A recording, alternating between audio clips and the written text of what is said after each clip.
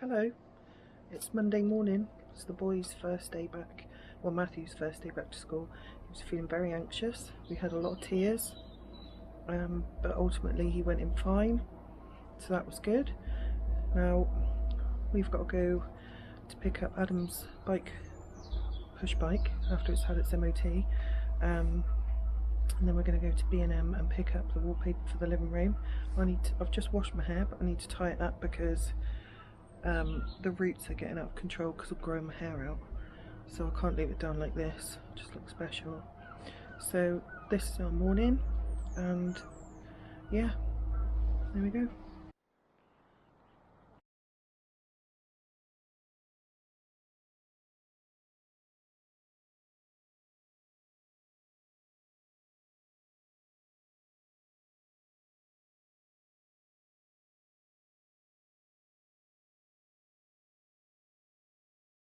Glad I didn't, because she's like my excuse to get out, and when I'm feeling really down, we have playtimes and cuddles. It's good exercise as well. Why? Why can't you just pay attention? See, you've just jinxed it, really. So we've just come out to walk the dog. We did go to B&Q, picked up the wallpaper, which Amy changed her mind when we got there. We went and checked it out, and it was the wrong colour flower in the wallpaper. So she changed the wallpaper. We went and picked up some. Careful, Winnie. We went and picked up some stuff from B&M. Picked up my bike that's been out of service, done on all new cables and stuff. So hopefully I can get my heavy body out. She wasn't even looking there. No wonder she didn't see where you threw it. She was looking the other way. Yeah, so I've took the bike out of service done, so hopefully I can get out on that a bit more and try to lose a bit of weight. And as I said to Amy, if I get out at least once or twice a week for the next, say, few months, I might treat myself to something a bit newer, because that one's like 10 or 12 years old, something like that, 10 years old at least. The dog's lost her.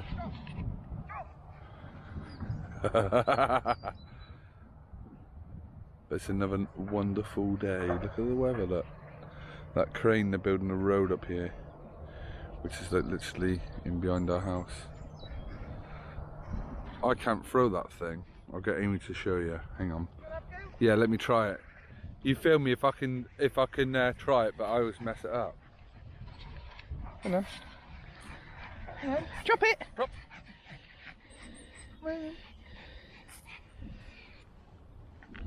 Hey! Oh! I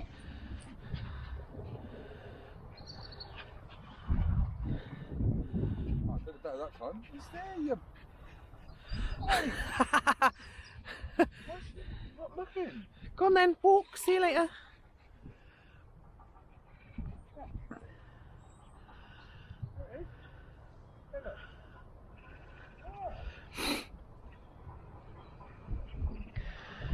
See, he takes the mick out of me.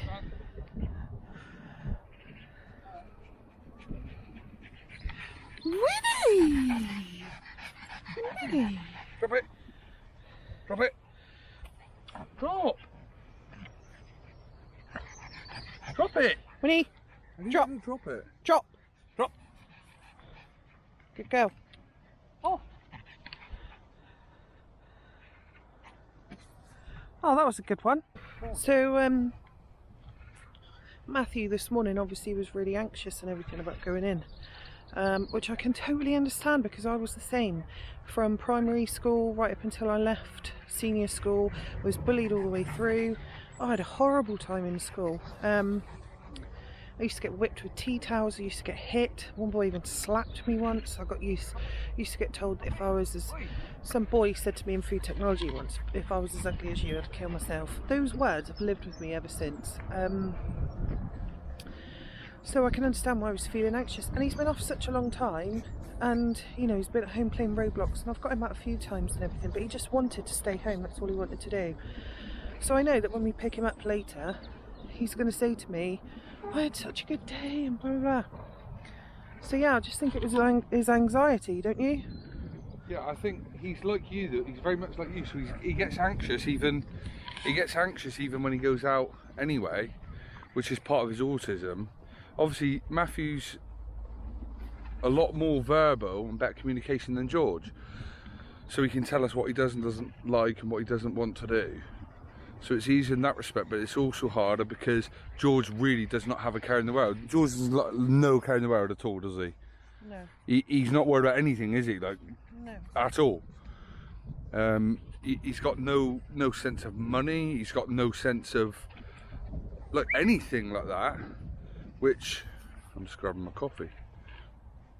He's got no sense of money, no sense of responsibility, no sense of danger. Literally, George's happy life is just doing what he wants to do. Like, you know, Matthew's a lot more complex in that respect than George. But because he's verbal and he understands a lot more, people think he hasn't got issues, which is not the case. Obviously, he was diagnosed the same diagnosis of George, even though they're completely different and massively, hugely different varying needs. You know, I think that they're the most varying needs you could get. Oh, they're like black and white. Out of two kids, I mean, on the spectrum, I mean, you get one. People can see George is autistic easily, even if they don't know a lot about autism. But with Matthew, it's harder to spot until you see him. I've had people say to me before, with George, you can see it, there's something. Those are their words, not mine. You can see there's something. With Matthew, it's not until you get to know him and talk to him and stuff that you can see there's something. So, like even the obsession thing, which lots of autistic people have, obsessions over things, whether it's the Roblox game or whether it's, you know, something. He's hugely. Did you tell them about George's bed this morning? Oh. So George Amy may as well tell you because I wasn't. I didn't witness it. It was my turn to get up, and about 5:30, I woke up. Don't lose it. That's it. I woke up to George saying, "Oh no, wet, wet." So obviously they came out of their bedroom, and then I thought, oh, maybe his nappy's gone through or something like that. But no, what both of us missed yesterday was George taking a banana to bed. Which was a bit squidgy anyway, wasn't it? It was starting to go. So we'll attach the photo because I took a photo of it. Oh. And it was completely mushed right into the middle of his bed, so I had to strip his bed down. But the funny thing is, I think that if I think, because obviously it's Monday, so I should do all the bed sheets on Monday, but I think it's almost like he wanted to get back in. Like he wanted me to sort that out straight away and then he could get back in, but obviously they didn't, they were up then. But yeah, so note to self, check for bananas before he goes to sleep. Yeah, but he had it in his hand before he went up, didn't he? He had it. How did I miss that then? Well, probably because you were upstairs beforehand. Yeah. And the reason he wanted the banana is because something he's watching is a monkey, which is where they've got banana. Yeah. A cartoon that he was watching. So that's what started our early morning, and then obviously I had to wake you up because George was kicking off about the airing cupboard and he was banging and Matthew was moaning at me. So I was just like, you know what, I need a hand. It was a very hectic start to the day. And then it felt like the time between them getting up and them going to school seemed long because we were up early. We were up, what, 5:30? Yeah. Do you not think it feels ultra strange again though with Matthew being at school and like coming over here without him being in the house? Yeah. Because it feels like he's been stuck in that house for like 3-4 months. I just really hope that he's had a good day. And not someone like pushed him or hit him like was happening before or... Yeah. He's such a sensitive little soul. I think that's the thing, because this is the problem. That's another thing with Matthew, because he knows right from wrong, even though Amy will say to him, if someone hits you, hit them back, he won't do it. No, because he'll say, no, you shouldn't do that, you should tell the teacher, because my first reaction is to drop kick that little shit, but you can't. The problem is The problem is Matthew knows right from wrong, and that's another autistic trait as well. What do they call it? Rigidity, being rigid with rules and stuff like that. So. But that's another reason why when these kids around here who are 6 or 7 are out playing at all times of the day and they knock to see if Matthew comes out, yeah, the answer to that is going to be no. Yeah, we've had some kids knocking for Matthew, and our house is not in a particular place where it's safe for him to go out the front because it's all roads, and out the back where we are, like in the fields, it's not really a suitable place for kids to go when you don't know who could be hanging around in these woods. You just don't know. So there's no way we can let them do that. And as well, the same what we said before, Matthew trusts everyone. So if kids told him to do something, he would do it. Or he would, you know, he just wouldn't be safe. But yeah, the thing with sticking to rules with autism is it's a very common thing where, say for example, if an autistic person's learned to drive and it's a 30-mile-per-hour road, they will go at 30, they won't go at 45 or 40. They just don't do it. It's a common thing. I don't know how common it is, but like regards to sticking to rules, like Matthew will say, oh, we've got to have breakfast, like, he won't miss a breakfast, will he, and things like that. He moans. Well, the other day when it was your turn to get up and you were doing something and he moaned at me that he hadn't had his breakfast, so by that time it was like 11, wasn't it? Yeah, so he had his breakfast and then straight after said that he needed his lunch because it was lunchtime. Yeah, so that's just routine things. I did offer him his breakfast that day and he was so engrossed in that tablet that he wouldn't even have it. He said, no, I don't want it yet, I don't want it yet. I thought she's given up. But I think the thing is, now he's back to school, hopefully we can get him in more of a routine, because at the moment, to be fair, he's been just winging it, hasn't he, really? Yeah. He's been winging it for weeks, like doing whatever he wants to do, and we've kind of let him because it's been harsh for him. Yeah, but it's been hard for us too. Yeah, but he doesn't understand that, does he? No. Look how nice a day it is, look. No. It's actually warm now, we're in the sun. She's Oh look, given you up. can see, look down there, you can see the plinth where they're building the road, look. Yeah. That concrete thing's like what they've got. And if you were to walk straight down the bank there, you'd see the alpacas in the farm. What, you can see them there? Yeah. What, are they outside? Yeah. Should we go and have a look, see if we can get them? Do you want to see some alpacas? We'll go and see if we can see them, hang on. So Amy says I can see the alpacas here. I think you can see them. I don't know whether I'll be able to get close enough to be able to see them properly. But I can see them. And this camera is only my small GoPro, well, action cam. So I'm not sure you'll be able to zoom in without it ruining the quality of the footage, but I'll try. Let's see if we can get in on them, hang on. So we're on 4K. Hopefully on the 4K I can zoom in a bit where you can see them.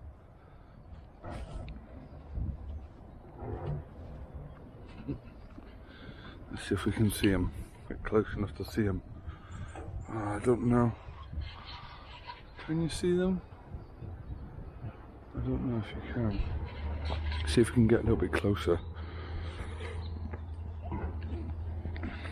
Is there enough of a gap to see them? Ah, there is. There's a little gate here.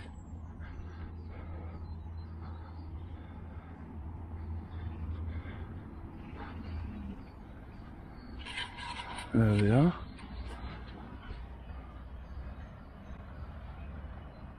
It's 4 alpacas. They're such a cool animal.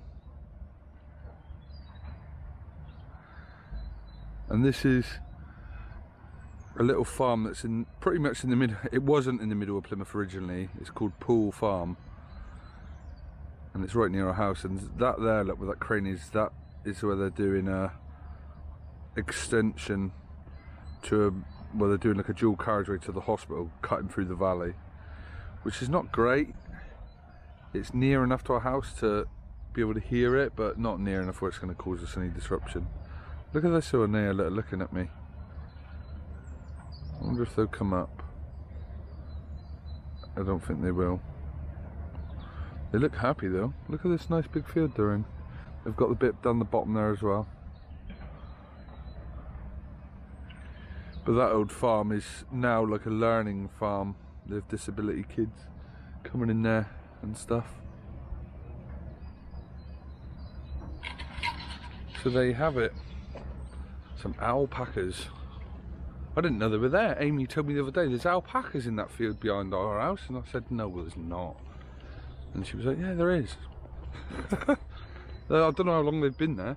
We used to have cows and stuff all in this field behind our house. But they've shrunk the farm down, so they're no longer here. They've got rid of all the grazing animals that they did have. So now it's just a big old empty field. Gosh, a bit of a walk going up here. And we live just over that back, over there on the right. So, there you have it. Some alpacas. I'm sorry the video's not as out doing anything, but we're still in lockdown really until we can get out anywhere. It's a bit difficult, but anyway, we'll catch up when the boys come home from school and let you know what kind of day they had. See you in a bit. Come into the ears. He obviously wanted me to carry him today. He's getting heavier. George, ears? Where's my carrot? Yes, George. I just got the carrot! Wait, it's very both! You're both! Brave? So Matthew had a really good first day back at school. It's just me and George at the minute. He come back and wanted to walk the dog, so Amy just quickly took him for a quick walk with the dog. George, you had a good day at school? Say hello. What are you doing? Yeah, George is, they said he had a busy day. Matthew, I can see he's about to come back in, so I'll ask him to give you an update rather than me tell you. But he had a really good day. So hopefully the rest of the week will be alright. Hey! What are you doing? They did say that George was really hectic this afternoon. He was at the playground, didn't want to come back in. So I think he was quite happy to sit with me. But obviously Amy took Matthew out, so now he's been saying, Mummy, Mummy, Mummy. But they're just literally coming back in. Thank God. We'll catch up with Matthew in about 2 minutes' time. So, how was your first day back at school? What did you do? Math and English and... Oh no, we didn't do English. You didn't do English, you said? Yeah, and I've done some pictures about Peter Rabbit. Did you? Mm-hmm. So you was worrying about nothing? Mm-hmm. So are you looking forward to going tomorrow? Mm-hmm. Yeah, I think you are. All your friends were happy to see you, aren't they? Mm-hmm. Don't go so close, because we can't see if you go too close. Were all your friends happy to see you? Martha, I can't see when you do that. Were your friends happy to see you? And your teacher? Good. So back to school tomorrow, 4 more days, then it'll be the weekend. What are you eating? Maltesers. That's your favourite at the moment, isn't it? It's your favourite now, isn't it? And you managed to get the dog out for another walk. That's 2 walks she's had today. Yes. Hopefully she chills out for a bit. Now she's had a nice bath and she smells like talcum powder. Oh, update people what we watched last night in the end. Oh, the Bates. Wait, Math. The Bates Motel. Bates Motel. Good. It's a good one. What have you got now? Why have you got a spatula, George? Bates Motel. How many episodes did we watch? 2? 3. 3. I want to say 3. It was a really good start to a series, though. Yeah. And there's 5 seasons of it, so we've got a new programme to watch for a while. Mummy! Cool. Right. Do you want to say see you later to everyone? Bye. And we'll see you on the next video, maybe. Yeah? Good idea. And you're going to be happy going to school again. Bye for now.